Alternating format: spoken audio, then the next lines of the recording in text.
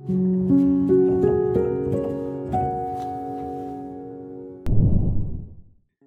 halo semuanya. Lo semua lagi dengerin gue, Gary Ardian. Hari ini gue mau ngobrolin soal sesuatu yang kontradiktif kalau dari judul ya. Gimana bisa ada batasan-batasan yang membebaskan? Gimana tuh Ger, kok bisanya lo ngomong sesuatu yang bertolak belakang? Mana bisa batasan-batasan justru membebaskan? Logika lo kemana nih? Tenang guys. Karena sebenarnya kalau kita ngomongin soal batasan-batasan yang gue maksud ini, pada akhirnya bakal ngebuat kita jadi lebih terkontrol, lebih terarah, bisa lebih lebih berada di posisi yang kita inginkan gitu. Jadi gara-gara batasan-batasan ini, kita jadi lebih nyaman ngejalanin kehidupan. Batasan ini tuh lebih sering dikenal dengan istilah healthy boundaries. Habis ini kalau kalian mau searching lebih jauh, bisa cari tahu apa itu healthy boundaries. Dan gue hari ini ngebahasnya itu pengennya secara general, nggak hanya untuk hubungan aja, karena pada akhirnya batasan-batasan ini tuh untuk diri kita masing-masing. Jadi lebih baik kita ngomonginnya secara general, meskipun tetap applicable untuk hubungan kita juga gitu. Jadi gue tuh hari ini tuh rencananya pengen ngomongin hal-hal yang bisa kita terima dan kita tolak dari orang lain. Gimana cara orang lain memperlakukan kita, supaya kehidupan kita ke depannya itu gak... Ya, tahu kan, ada kan orang-orang yang kayak gak enakan gitu. Itu tuh sebenarnya kenapa sih gitu. Baik secara mentally atau physically orang lain perlakukan ke kita, itu tuh ternyata tetap butuh batasan-batasannya guys. Makanya gue bilang batasan-batasan yang mau kita bahas hari ini tuh pada akhirnya bisa membebaskan gitu. Mungkin kalau dipikir sekarang nih ya, kita ngomongin soal boundaries di dalam hidup kita, tiba-tiba lo kepikir, oh iya gue sih punya ya, gue tuh gak suka orang kayak gini, gue tuh gak suka orang kayak gitu. Kalau misalnya ada orang yang sekali bohong sama gue tuh pengen udah pergi aja dari hidupnya dia gitu. Terus kayak kalau misalnya tiba-tiba ada gue diperlakukan dengan kekerasan gitu, tiba-tiba gue dipukul, nah itu udah boundaries banget tuh di gue bakal tinggalin dia. Mungkin kalau misalnya sekarang ngobrol itu tiba-tiba kepikiran, tapi yang jadi tantangan adalah mengkomunikasikannya dengan orang tersebut. Kadang kita jadi kesulitan untuk mencari tahu gimana caranya untuk bisa ngomong. Pada akhirnya kita diem aja. Nggak sedikit kok orang yang kayak gitu. Nanti juga gue bakal membahas itu lebih lanjut, tapi kita sekarang fokus dulu ngebahas soal boundariesnya ya. Tahu nggak sih guys, sebenarnya banyak dari kita yang dilewati batas tidak nyamannya gitu ya. Kayak ada orang-orang yang ngelewatin boundariesnya kita, karena ternyata banyak yang nggak bisa mengutarakan hal tersebut. Jadi orang tersebut tuh nggak tahu kalau kita punya batasan tersebut, karena kitanya nggak ngomong, nggak nunjukin atau nggak mengkomunikasikan batasan-batasan tersebut, sehingga dia ngerasa kayak oh ya mungkin nggak ada batasan itu gitu. Jadi penting banget untuk bisa mengkomunikasikan apa yang jadi batasan-batasan dalam hidup kita ke orang lain. Kita itu berarti kan kalau misalnya menuju ke arah sana, kita jadi kayak perlu lebih sering berkomunikasi dengan diri sendiri kan. Kita tuh harus punya self-awareness yang bagus untuk bisa punya batasan-batasan ini. Nah, pertanyaannya mungkin sekarang adalah gimana caranya bisa punya self-awareness yang bagus gitu. Gue tuh harus ngobrol sama diri sendiri tuh kayak gimana, Ger? Yang bisa gue kasih bocoran, karena nantinya bakal kita bahas juga soal ini, adalah dengan menjabarkan kita tuh maunya apa. Kita tuh orangnya kayak gimana.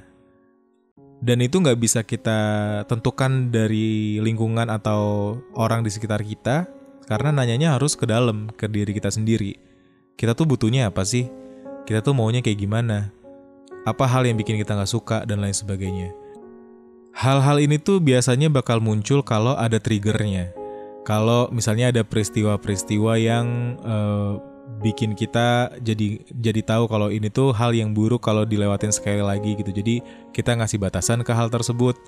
Makanya kita perlu bener-bener nanya, kita perlu meluangkan waktu mungkin gak sekali dua kali untuk ngobrol sama diri sendiri ke depannya itu kita mau kayak gimana.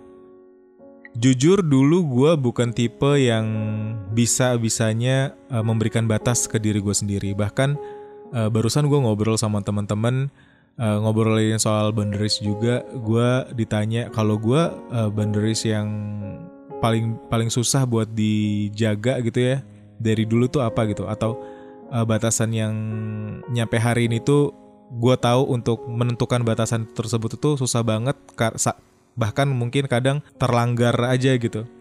Nah gue ceritain ke mereka dan gue tahu kalau emang itu tuh adalah bagian dari masa muda gitu, bagian dari ya emang harus kayak gitu. Kita semua nggak bisa tiba-tiba jadi sempurna atau jadi orang yang lebih baik hanya dengan hal-hal mudah di dalam hidup kita kan gitu. Justru ketika kita ngelewatin hal-hal yang sulit, itu waktunya kita belajar untuk ngerti bahwa kedepannya hal tersebut nggak boleh terulang lagi. Jadi kita makin kuat juga dan lain sebagainya. Nggak tahu, gue ngerasa kayak gue nggak bisa ceritain boundaries yang sulit gue tentukan dari zaman dulu, tapi seenggaknya kalian tahu kalau gue juga ngelewatin hal tersebut kok gitu. Gue juga pernah nggak kenal diri gue sendiri, gue nggak tahu harus apa dan lain sebagainya. Jadi I've been there. Tenang aja, itu hal yang wajar untuk dialamin selama proses kita menjadi dewasa gitu. Nah, gue udah cari tahu kan lebih dalam gitu sebenarnya boundaries secara general yang harusnya dimiliki seorang manusia itu apa aja sih. Karena untuk seperti tadi gue bilang, menjabarkan gitu ya ke diri sendiri apa yang kita mau, apa yang gak kita mau dan lain sebagainya, itu tuh perlu detail gitu guys. Perlu guide untuk tahu kalau oke, ini tuh gak cukup sampai sini aja, gue masih bisa menjabarkannya lebih dalam lagi sehingga benar-benar seperti apa yang kita mau dan kita butuh gitu. Nah, dari Psychology Today ada setidaknya 7 batasan yang perlu kita milikin selama hidup ini gitu. Yang pertama, physical boundaries. Kita harus tahu personal space-nya kita harus tahu privacy-nya kita harus bisa menjabarkan sejauh apa orang bisa dekat dengan kita. Seperti misalnya, apakah lo orang yang gak suka dijabat tangannya, atau lo justru orang yang kalau ketemu sama orang hugging person banget, pengennya meluk dan lain sebagainya. Kita harus tahu comfort zone-nya untuk boundaries ini tuh sejauh apa. Boleh lo tulis kayak gimana pun versi lo soal masing-masing boundaries ini. Yang pasti kalau bisa lebih didetailin lagi, masih ada kesempatan buat di-elaborate gitu. Lo lakuin tuh sampai benar-benar detail dan lo kenal sama masing-masing boundaries di dalam diri lo sendiri gitu. Terus kemudian yang kedua, mental boundaries. Ini tuh soal cara kita berpikir, cara kita membuat prinsip dalam hidup kita, cara kita menentukan value di dalam diri, kayak kita tuh ngerti jadinya what we want to stand for gitu. Apa yang kita tuh hidup mau ngapain gitu. Nah, dari sini ini tuh kalau di gua prosesnya panjang nih, prosesnya dari tahun ke tahun itu selalu bertambah kayak upgrade gitu. Karena gua rasa kita semua sadar diri kita hari ini dengan diri kita 2 tahun yang lalu juga udah 2 pribadi yang berbeda gitu. Tiap orang tuh punya fasenya, dan ketika udah years by years itu, tahun demi tahun lewat, kita berubah jadi orang yang lebih baik. Jadi kita juga butuh upgrade boundaries ini. Nah, mental boundaries itu biasanya sesuatu hal yang meskipun fundamental, tapi seiring berjalan waktu kita dewasa, karena ada masa-masa transisi dalam hidup kita, kebutuhannya juga beda. Nah, hari ini lo bisa menentukan yang jadi prinsip lo kayak gimana, yang jadi value yang mau lo kejar, prioritasin itu apa. Jadi lo punya boundaries mengenai hal ini gitu. Kemudian yang paling sering jadi masalah di dalam lingkungan gitu ya, gue punya banyak banget teman yang gak enakan, people pleaser, sehingga mereka gak punya boundaries yang cukup baik, yaitu yang ketiga ini, emotional boundaries. Tentang bagaimana kita bersikap tentang emosinya kita ya kan. Jadi emotional boundaries itu mengajarkan kita untuk mengerti bahwa emosinya orang lain adalah bukan tanggung jawab kita, dan emosinya kita juga bukan tanggung jawabnya orang lain. Kita nggak bertanggung jawab dengan masalah orang lain, kita nggak bertanggung jawab dengan perasaan orang lain juga, dan begitu juga sebaliknya. Jadi untuk yang sering gak enakan, jangan sering-sering menyalahkan diri sendiri atau ngerasa bersalah karena mungkin ada sesuatu hal yang jadi kesalahan kamu lakukan dan melibatkan orang lain sehingga ngebuat orang lain kecewa. Tugas kita tuh cukup untuk sampai minta maaf. Kalau misalnya ada sesuatu hal atau kesalahan yang kita lakukan, yang bisa kita kendalikan kan apa yang jadi outputnya kita kan. Kita bisa minta maaf, kita bisa berusaha memperbaiki keadaan, tapi apakah keadaan itu bisa berubah atau enggak, atau dari sifat dari pihak lainnya, pihak yang berlawanan itu mau memaafkan atau tidak, itu udah bukan tanggung jawabnya kita lagi. Karena ya gitu juga sama dengan mungkin teman-teman yang berusaha untuk ngajarin atau ngebantuin temennya untuk jadi pribadi yang lebih baik. Tugas kita itu cuman sampai mengingatkan.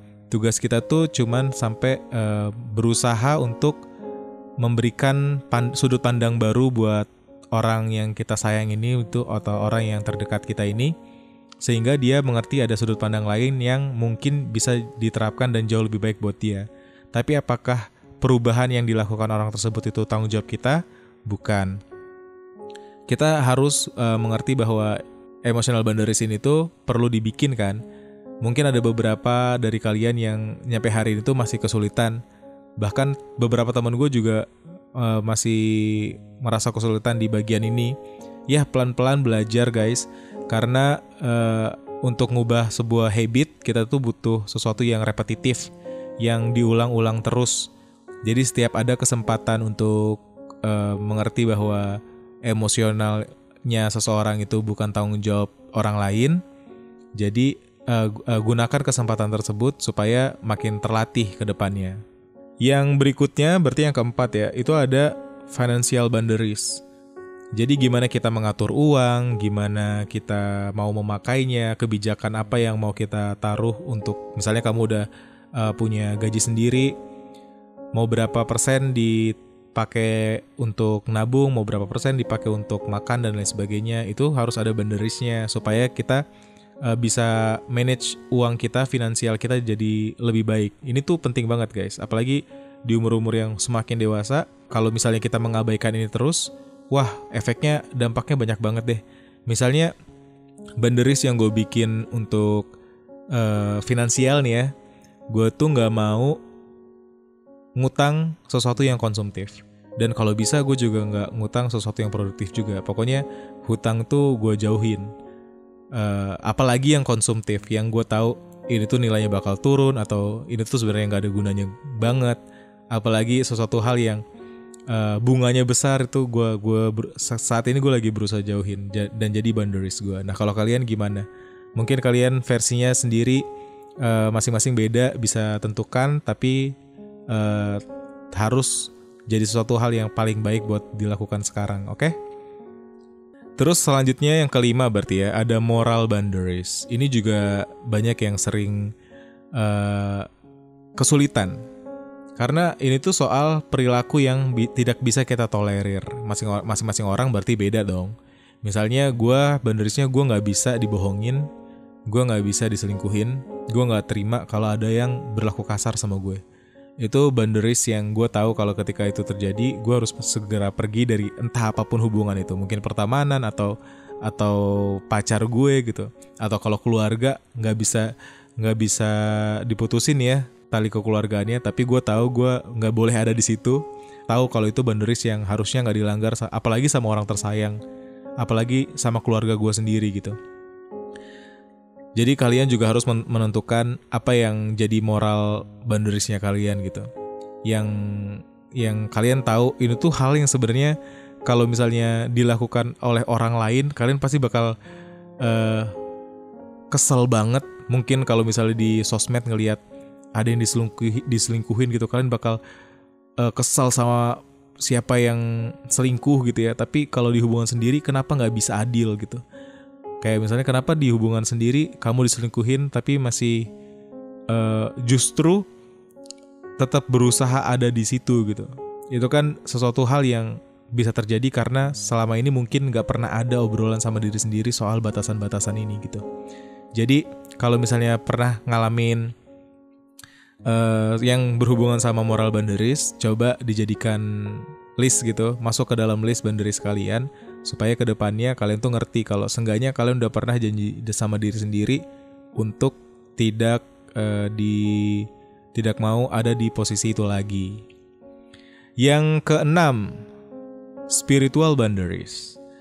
Ini tuh lebih kayak gimana cara kita dan kepercayaan kita bertemu. Jadi cara kita percaya sama Tuhan tuh gimana, dari apa yang disampaikan di Psychology Today yang gue baca, spiritual boundaries itu ngajarin kita untuk percaya kalau apa yang jadi kepercayaan kita gak perlu ada tendensi dari orang lain. Jadi orang lain gak berpengaruh sama cara pandang kita kepada Tuhan. Kita punya cara belajar kita sendiri, kita punya apa yang kita tahu, apa yang baik buat kita dan gimana agama di dalam sudut pandangnya kita. Orang lain boleh ngasih saran, tapi jangan karena boundaries ini kita tahu kita nggak mengizinkan orang lain untuk benar-benar mempengaruhi pola pikir kita karena kita udah tahu apa yang baik buat kita. Jadi tujuannya untuk tidak juga mengusik boundariesnya orang lain karena kita tahu, apalagi soal kepercayaan spiritual, itu hal yang sensitif sebenarnya buat diobrolin. Jadi, tapi gue nggak menyalahkan orang-orang yang sering ngobrolin kayak gini karena gue tahu mungkin emang belum pernah aja ada obrolan kayak gini. Kalau sebenarnya ini tuh boundaries yang perlu dijadikan privacy masing-masing gitu. Jadi kalau kalian udah tahu, kalian bisa menentukannya dan tidak mengusik privasinya orang lain. Yang terakhir adalah sexual boundaries. Ini tuh hal yang perlu kita tahu comfort zone-nya kita untuk ngebahas seksual atau hubungan intim atau hal-hal yang berbau dengan hubungan seks sejauh apa. Meskipun mungkin kalian belum sedewasa itu buat ngobrolin hal ini, tapi setidaknya kalian udah harus tahu basic-basicnya apa. Yang perlu disoroti bukanlah hubungannya, tapi gimana kalian menghadapi perlakuan orang lain mengenai hal tersebut. Jadi perlu ada obrolan. Kalau dirasa perlu, obrolin dengan cara yang baik tentunya, dengan mematuhi boundaries kamu yang lain untuk ngebahas hal ini. Tapi seenggaknya kalian bisa tahu comfort zone-nya, kepengenannya mengenai hal ini tuh kayak gimana. Dan sebenarnya ini tuh nggak cuman bisa diaplikasiin di dalam hubungan romantis doang. Bahkan di kehidupan sosial juga perlu. Kayak misalnya ada orang yang genit sama kita, ada orang yang tiba-tiba sering ngedeketin kita dan bahkan modusnya itu seolah-olah kayak pengen memanipulasi kita untuk bisa melakukan hubungan seks gitu misalnya. Nah, kita tuh harus mencari tahu kayak apa-apa aja sih yang biasanya dilakukan orang yang menjurus ke sana.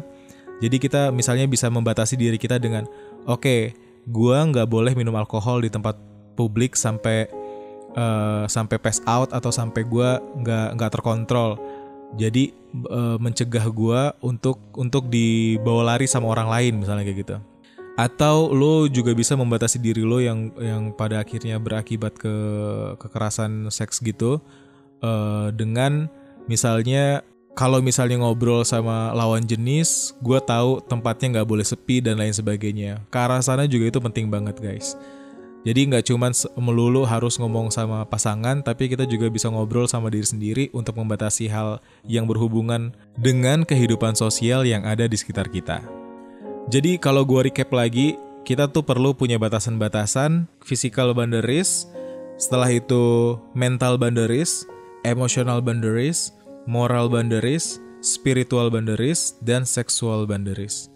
Setelah punya batasan-batasan dalam hidup ini, gua rasa kita ke depannya jadi lebih tahu dan bisa ngerti bahwa sebenarnya di dunia ini tuh nggak cuman orang lain yang perlu kita ajak ngobrol dan diskusi, tapi justru diri sendiri. Kita tuh perlu kenal dan punya self awareness yang lebih baik dengan diri sendiri, sehingga tahu ke depannya itu apa yang perlu dan tidak perlu kita lakukan, apa yang butuh dan tidak butuh, mau tidak mau, apa yang kita suka dan tidak suka, apa yang boleh dilakukan orang lain dan tidak boleh dilakukan orang lain ke hidup kita gitu. Nah, dengan begini juga kita jadi belajar kalau sebenarnya tiap orang punya batasannya masing-masing. Jadi kita juga bisa lebih menghargai orang lain untuk nggak dilewati batasannya. Kita perlu concern dengan apa yang jadi prinsipnya orang lain. Jadi di kehidupan sosial kita bisa menjalaninya dengan lebih baik lagi. Gua tahu untuk bikin boundaries itu bukan pekerjaan sehari 2 hari. Gua pun terus-menerus upgrade soal itu, apa yang paling baik buat gue, dan kalian juga punya kesempatan yang sama untuk ngelakuin hal yang sama. Karena membangun batasan itu perlu waktu, dan seiring waktu berlalu batasan ini juga bakal bertambah, berubah, atau berkurang gitu sesuai dengan kebutuhan dan kemauannya kita. Setidaknya hari ini kita udah belajar kalau ternyata ada batasan yang akhirnya membebaskan.